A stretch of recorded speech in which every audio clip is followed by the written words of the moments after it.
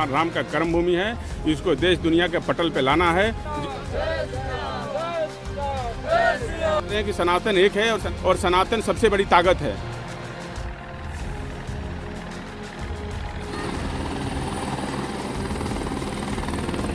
रामनवमी के पावन अवसर पर बक्सर की पावन भूमि ने इतिहास रच दिया, जब पहली बार विश्वामित्र सेना द्वारा हेलीकॉप्टर से पुष्प वर्षा कर नगरवासियों और श्रद्धालुओं को एक दिव्य अनुभूति प्रदान की गई। इस अद्वितीय आयोजन का नेतृत्व विश्वामित्र सेना के राष्ट्रीय संयोजक राजकुमार चौबे ने किया, जिन्होंने स्वयं हेलीकॉप्टर से पुष्प वर्षा करते हुए शोभा यात्रा के हर पड़ाव पर सनातन संस्कृति की दिव्यता को नमन किया। ढोल नगारों की गूंज, सजीव झांकियां और फूलों की वर्षा के बीच पूरा नगर धर्ममय होगा।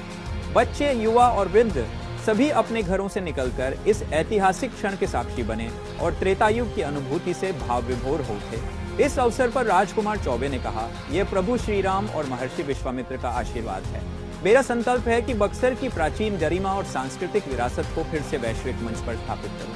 उन्होंने यह भी स्पष्ट किया कि यह आयोजन केवल एक धार्मिक क्रियाकलाप नहीं, बल्कि बक्सर के गौरव को पुनः जागृत करने की एक सांस्कृतिक क्रांति है। विश्वामित्र सेना की इस पहल ने बक्सर को न केवल धार्मिक बल्कि सांस्कृतिक रूप से भी अंतर्राष्ट्रीय पहचान दिलाने की दिशा में एक ऐतिहासिक कदम बढ़ाया।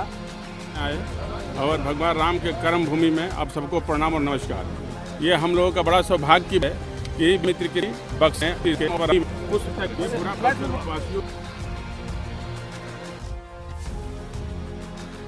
हमारे जो लोग हैं, हमारे बक्सर वासी सबको अभिनंदन और स्वागत करते हैं कि ज़्यादा से ज़्यादा से लोग आए और इसको जो है भगवान राम की धरती है, ये भी कर्म भूमि है और इसको बढ़ चढ़कर इसमें हिस्सा लें। आगामी विधानसभा चुनाव को लेकर के इसको लोग राजनीतिक स्टंट भी मान रहे हैं। जिसको जो मानना है उसको मानने दीजिए, कोई राजनीतिक स्टैंड नहीं है। ये हमारा कर्म भूमि है, भगवान राम का कर्म भूमि है। इसको देश दुनिया के पटल पे लाना है। जिस तरह से अयोध्या है उसी तरह से हमको बक्सर में भी महर्षि विश्वामित्र कॉरिडोर की मांग कर रहे हैं।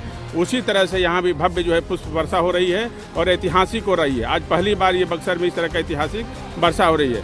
यहाँ का इतिहास बहुत पुराना है।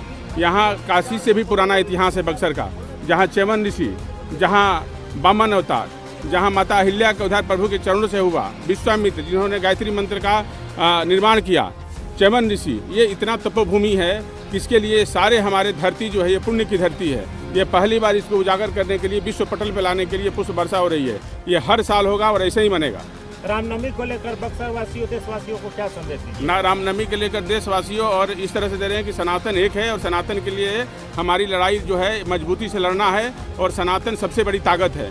और सारे देशवासियों को, बक्सर वासियों को, बिहार वासियों को इसके लिए बड़ी हार्दिक शुभकामना और बधाई।